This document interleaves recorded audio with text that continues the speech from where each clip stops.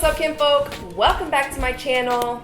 Today is part 3 of the My Failed Marriage series.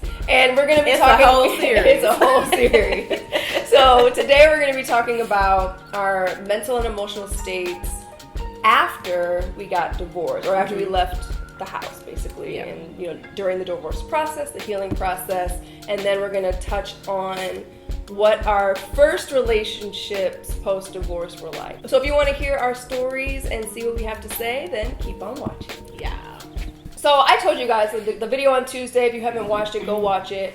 But my post-divorce journey was it was intense, but I was very intentional. I mean, I wanted to learn from it. I knew that it was life-changing for me because I had gotten on an antidepressant towards the end of the marriage because I knew that I had to take care of my depression. I actually did it as a way to try to work things out, but it ended up saving my life. So I'm grateful I did that. And I don't know, I just had a really great, it was hard. I cried a lot. Emotionally, I was just drained. I just felt like, how did I end up here? Like all those things, like what ifs, and like I'll never be able to say I've never been married again, and like all that stuff. But I was just so grateful because of how everything happened, how God was so in it, and just the way He came through. It was just really hard for me to wallow because like you literally like if it wasn't for you telling a stranger to tell me something that I would have never even known that. And you surrendered to God very early in that whole process. Absolutely. I mean, you always had the relationship with Him, right? But you were pretty much from the onset of the divorce process and afterwards, you were like in it with God, Absolutely. like real deep. Yeah, the whole time. And at this point, I trusted myself because I was right about every single thing.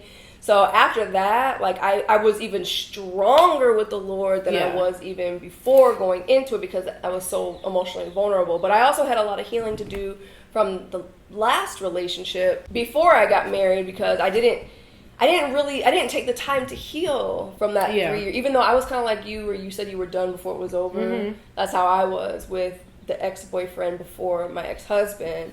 But I still needed time. Right. I needed time to get whole. I need time to recover from the emotional abuse and like all that stuff. So my journey, you guys already heard my journey, and I think you already know my journey. And then I dated, the first guy that I dated was about a year after my divorce, and I wasn't ready yet, but I knew that I wasn't completely ready. I wasn't not ready. I was ready to open myself up to the idea of it. Yeah. But I still had to deal with a lot of anger, but at that time, I didn't really see it as me being angry. I saw it as just being the truth. Yeah. And the Lord really had to deal with that in me. But our relationship was awesome. Like, I feel like the Lord put Him in my life to show me that not all men are bad. Yeah. I feel like he almost used Him as a way to heal my heart and my perspective towards relationships in general. So I had a great experience post-divorce. He was an awesome guy. Obviously didn't work out. And, we just had different ways of dealing with conflict. But that doesn't make him a bad person. Like, he's a really good person, even to this day. Like, he's just a good guy. And I'm grateful for him. I feel like he really... It was just a good relationship. And it really did help. It contributed to my healing. Yeah. So that's pretty much it for me. So my post-divorce, like post-leaving the house journey it has been very long. So I left my husband, it's been 10 years ago. March of 2009 was when I left the house. Again, I didn't have any regrets about leaving. I didn't have any regrets about divorcing.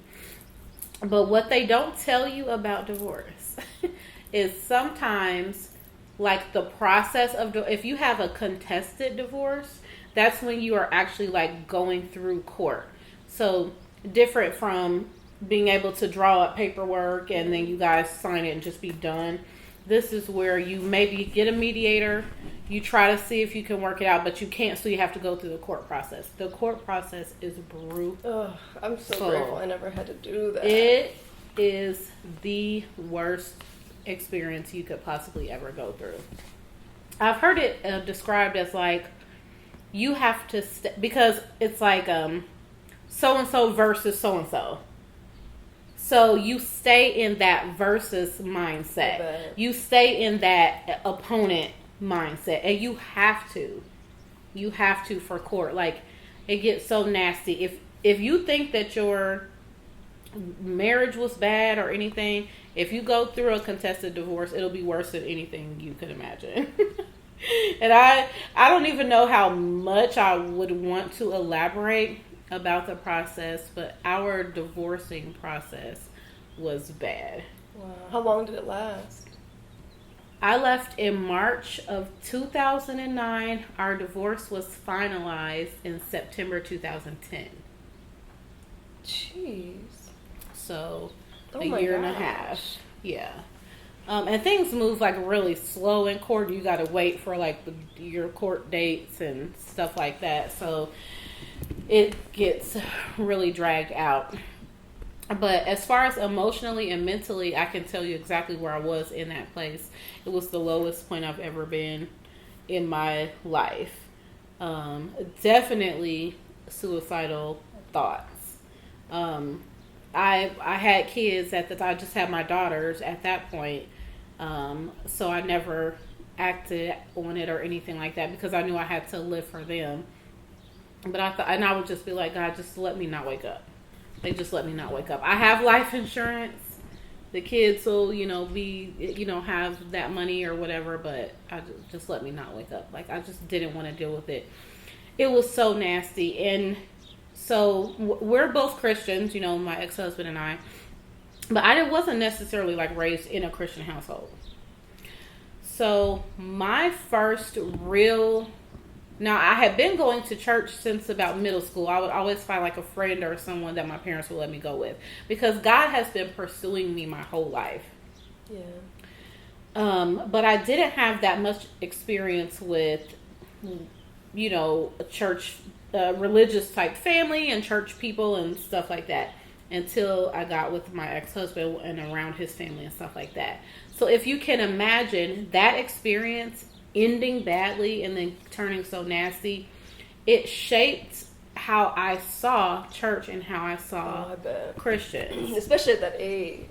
Yeah. So for 3, 4, 5 years, I stopped going to church, I would say. I would go like periodically, like Easter, Christmas type of scenario. But and I sing. That's how we know each other, from the worship team at Heartland.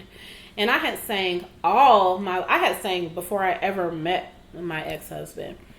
But he's a musician and he had a group that I was in.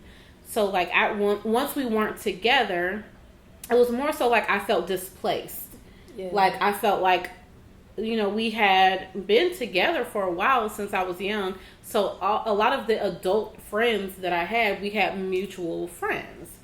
And sometimes that gets weird because they're like, whose side do we take and all that other stuff.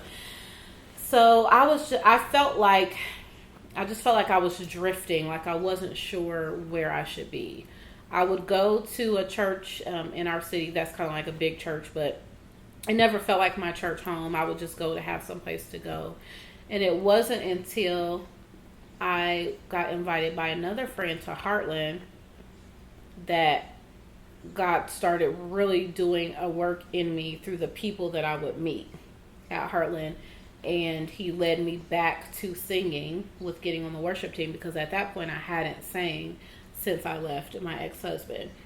And I didn't want to go out like that because I'm like, he's not ever the reason that I was singing. Yeah. I had always sang because God had gave me that gift. He had already put that inside me. So I didn't want to not sing because of him, but I just wasn't sure what to do or where to go. So I was happy that God led me back to that. Here's where it gets tricky. About a year after I left my ex-husband, but before our divorce was finalized, was when was when I started dating my son's dad, because our families had already known each other since I was a kid. He has siblings that are much older than him that grew up with like my mom and my aunts. So that's how we knew each other. So they're like in their 50s and 60s, and he was in his 30s. So he had been divorced the year before. So he had been divorced for 2 years, and I had been separated from my ex-husband, but not divorced yet, for a year. We started dating, and we just kind of drew to each other because I think we were both lonely. He is a sweet, sweet, sweet person. We still have a relationship to this day, but we were always destined to be friends. I don't think we ever should have been together. That's fair. That's how I feel. I think he feels differently. But we started dating, and about a year after dating, I got pregnant with our son.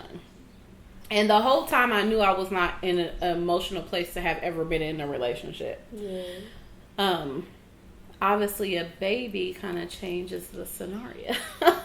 Yeah. So that's a talk for another video. The whole discussion of whether you should or shouldn't, or how people feel about sex outside of marriage. How whatever side of the spectrum you fall on, just know that it brings about a set of problems that you may not always think about right. when you're not married. Especially if, kids come into the picture. So our relationship was destined to fail from the beginning because I was not healed emotionally. I was not emotionally whole. I was not stable or anything when we started dating. So we started pretty much from the very beginning having sex because I was just trying to fill a void. Yeah. And I think he probably had felt that same way too, but we genuinely cared about each other. Like, we genuinely cared about each other. He was my, especially when I got pregnant with my son, he didn't have any other kids. He was my rock because I was panicked. I bet. I was panicked. I was like, I'm not even healed from everything I just went through, let alone to try to have another kid, and I already have 2 kids. Right. I was worried about the stigma of having kids that have different dads, and I didn't know what to do. I thought about abortion. I don't even want to say that I seriously considered it, but I thought, like, is that something that I should do? And he was there to talk me off the ledge, and I'm so glad he did, because for one, that's not really, and that's not to shame or to say anything about someone who has chosen to have an abortion. It's just not for me. It's not my path. I actually, before I had any kids at all, I had a pregnancy that ended in miscarriage when I was like a teenager. Really? And I had people in my family that was telling me that I should have an abortion because I was so young.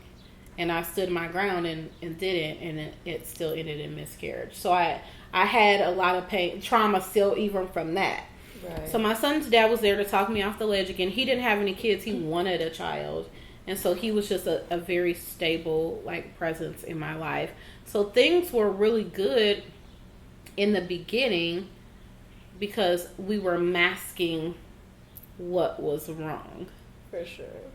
We were just floating on the fact that we weren't alone anymore and that we had each other, that we weren't dealing with anything. Yeah. So the longer that we stayed together, the more our differences started to come out. We weren't in the same place faith-wise at all. We weren't even the same in our thought processes as far as, like, having goals and having ambitions and stuff like that. He's definitely a person, he likes a comfort zone, I think. And there's nothing wrong with that, but you have to be with someone that your life values align. For sure. Because some people want to know, okay, I have a job, I have a house, I have a vehicle, I can pay my bills, I'm comfortable here. Right. Yeah, and I'm the kind of person, I know I said it in my, I think during the marriage video, how, like, I'm a big dreamer. Mm-hmm. And, like, if I'm, and my ex was not at all. Yeah. Like, he was a comfort zone guy. And, like, I felt like a prisoner. Yeah. Because I didn't feel like I wanted to be able to share that with him. Right. And, like, be able to, like, And you go got a chase partner our in dreams that, together. Yeah, and I couldn't. Yep. So you definitely need to be equally yoked in that way too. And Shauna is a big dreamer. I'm a huge. I'm not nowhere near close to her, but I'm more of a dreamer. You suppress your dream. I maybe do. Because I'm afraid of I'm like, I can't take no more hits. Yeah. So I'm afraid of disappointment, I think. So I'm working through that. God's working. I'm gonna help you, girl. But yeah, I was more of a dreamer than him, so I would get frustrated that it would seem like he was, complacent, or it would just seem like he just wanted to stay and be comfortable. I'm like, I don't want to do this. I want to have a different life. I want to have, I'm not caught up in things, but I believe in striving for more so that you can just have a better quality of life. And especially if you have kids, like, you should want to have a better quality of life. So I wanted to live in a different neighborhood than where we were living. I wanted my kids to go to the best schools that they could. Not saying that I'm like, I wasn't really trying to shoot for the stars, but I'm like, can we just do better? Right. Can we just level up slowly but surely? Yeah. I don't mind fighting to just work my way up. So it got to the point to where I was like, okay, I really wanted to get married. The relationship with my son's dad was 8.5 years. 8.5 years of dating. That's a long I think it's crazy. When I think back about it, I'm like, how did that happen? Like, I would never see that. But the thing about as you get older, which we're not old now, I'm 35, but as you get older, time goes faster. It really does, yeah. And you just look up and you're like, my life is wasting away. Like, that's why you have to really live intentionally. And you never thought about marriage in those years? Oh, yeah. But like in the earlier times, like it never. When did you guys start having marriage conversations? I wanted to get married, I would say, when I got pregnant with our son. Okay. So we have been dating a year. We started having the conversation, at least. But I was going to let it just like naturally happen. Yeah. Until I realized that it was not naturally happening. Yeah. And then I started trying to force it to happen. And it would turn into us art. And I'm like, why? Back to living in the twilight zone, like we mentioned in the last video, I couldn't wrap my head around. He wouldn't say that he didn't want to get married, but he wouldn't say that he did want to get married. It was always vague. There was no direction. And that's a red flag. Absolutely. In a relationship. When neither one of you guys know what's going on, you have no aim, no direction, no goal for your relationship, that is a red flag.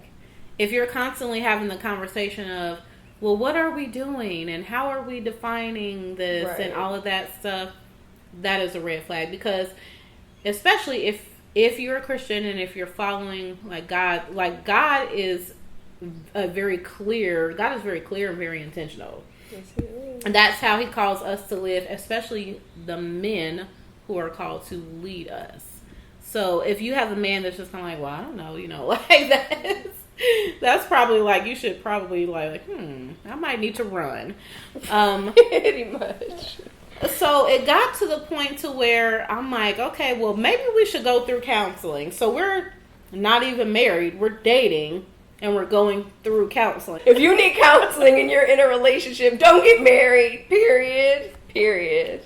Because marriage is not a magic wand that solves the problem. Things usually become more difficult when you get married. So we're going through counseling, and the thing about counseling is you have to yield to the process. You have to do the work. Yeah. So we went through counseling, but never did the work. She might say, okay, so start dating each other intentionally. Going out, spending quality time. We might do it for a couple weeks, and then it will fall off. Because he works a lot. He works for himself. A lot of times when you work for yourself, you do work a lot. So I can understand and appreciate that. That was always one of the things I liked about him, was like his work ethic. He's not a lazy person. But again, when you work for yourself, you also set your own schedule. Yeah. So I would get frustrated because he wouldn't make time for me. He wouldn't make time for the family. So the counseling wasn't really fruitful for us in that time. And it got to a point where I was like, well, God, it's probably a good thing that we never got married, because now I'm seeing we shouldn't be together. Right. And it made me really sad because he's a really nice person. And now I'm, then I got to a point to where it's like, now I have PTSD because I had been married and gone through a divorce and been through that whole thing. Now I've been with this person for a long time. We have a child, and now I have to break up this scenario again. Right. So ending the relationship with my son's dad was harder than leaving my ex-husband. Wow. So many times harder. Because it took me probably 2 years to do it. Wow. 2 years of knowing that it needed to be done. And because he would have kept coasting. yeah. Right? Oh. Dang. There's so many men who are just okay with just being in this mediocre relationship. I just don't get that. It's frustrating. It really is frustrating. And that's something that needs to be examined. But it's hard for a woman to bring that up to a man because it's met with defensiveness. We need more men counseling each other. Yes, we do. And being open to talk to each other and being like, hey man, like I see something going on, like you're not going the right way. You that's no. It's true. No, like that's really lacking. So that I don't know how to overcome that, but so it's September of last year was when I officially ended things with my son's dad. And it's been a journey. It's been a really interesting journey because I feel like now at the age I'm at, I'm more sure of myself. And I feel like it's been less of a painful process because I've really, like you did, I've really yielded to God and just trusted that He will take me through what I need to go through to take me where I need to go. And now my main focus is how can I help someone else? Like I've learned everything good about me, or every lesson that I've learned in life, I've 100% learned the hard way.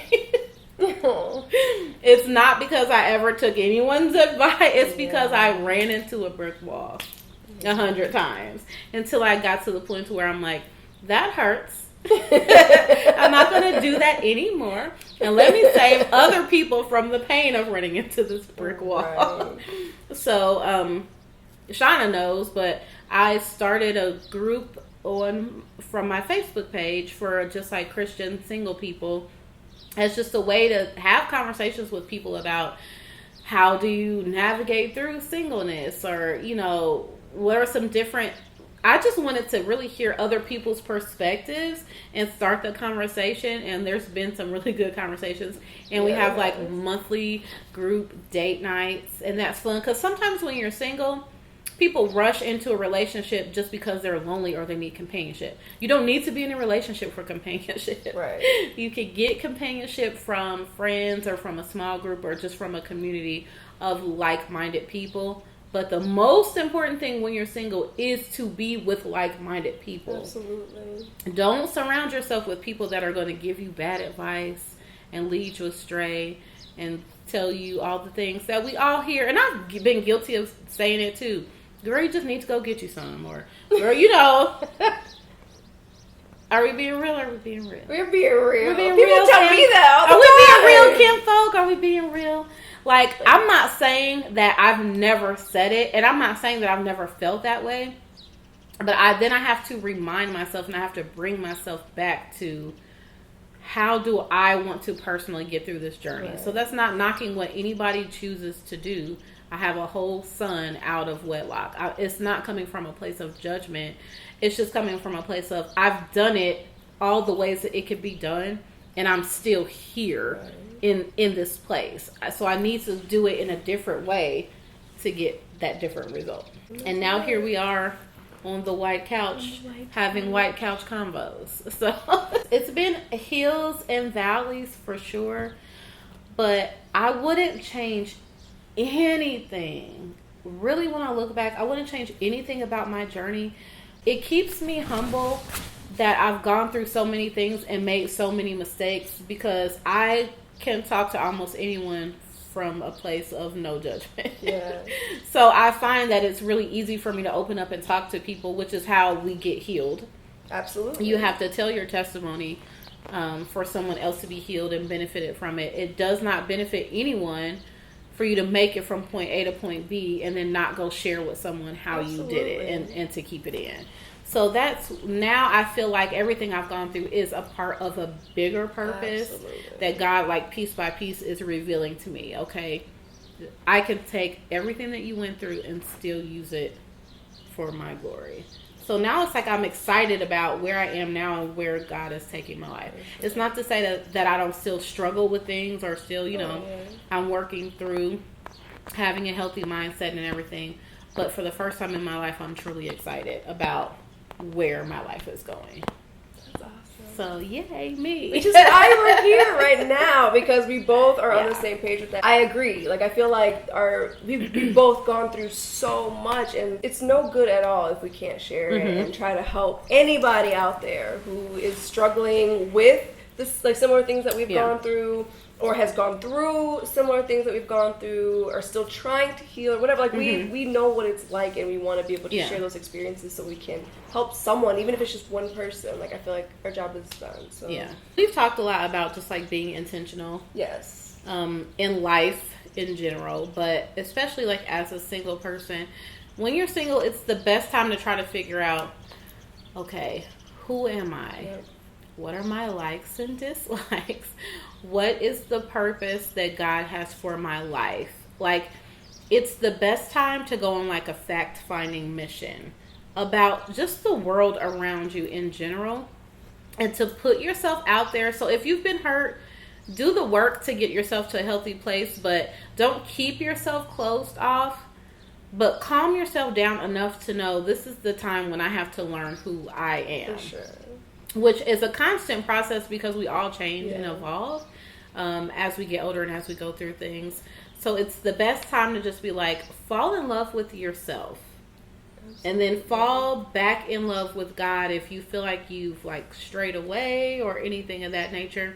Because the love that we all want, the love that we truly want, that deep love, really only comes from God.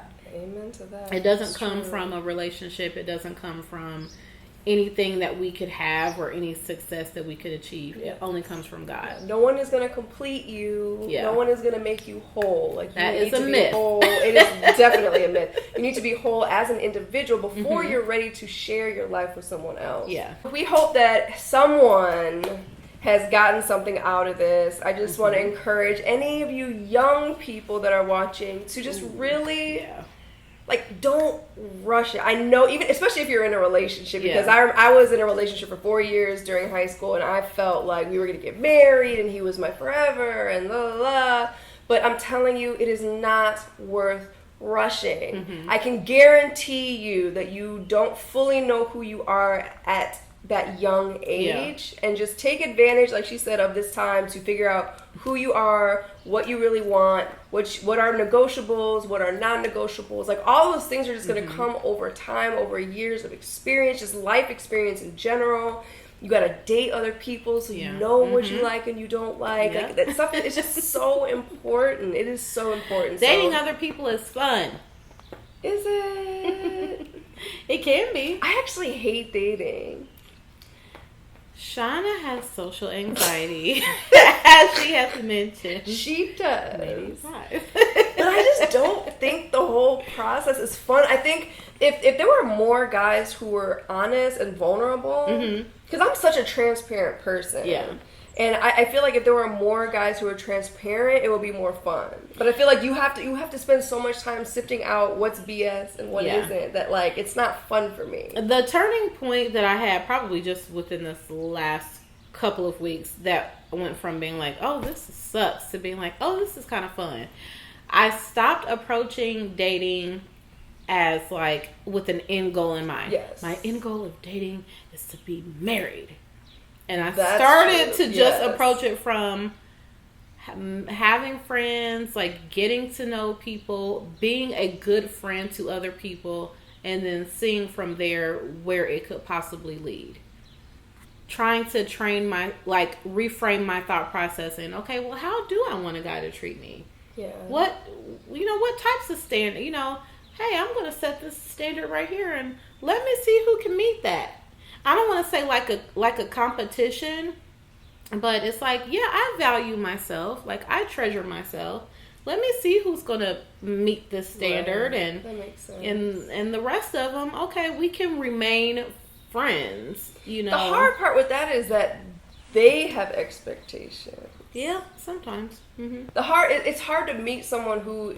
This is a whole other video because we were just talking about this earlier. Like, it's hard to meet a guy who is intentionally doing the work too, and who is on the same page spiritually, emotionally. Yeah. Just, and just in general, just who's not dating just to date, but who wants to get to know you on a more intimate level, but also doesn't put pressure on you. I think the hard part about what expectations either one of you may have is just being honest. Yeah. Because in the very beginning stages, you don't want to hurt the person's feelings. Right. You want to get to know them. So if you find that the guy is kind of like, oh, I'm really liking you, and because I start to be like, oh, slow down, bro. Getting clingy. It's like a wet rag. Sorry, you can edit that out. No, that's hilarious. But like, I feel empowered by just saying, you know what, like, this is how I feel.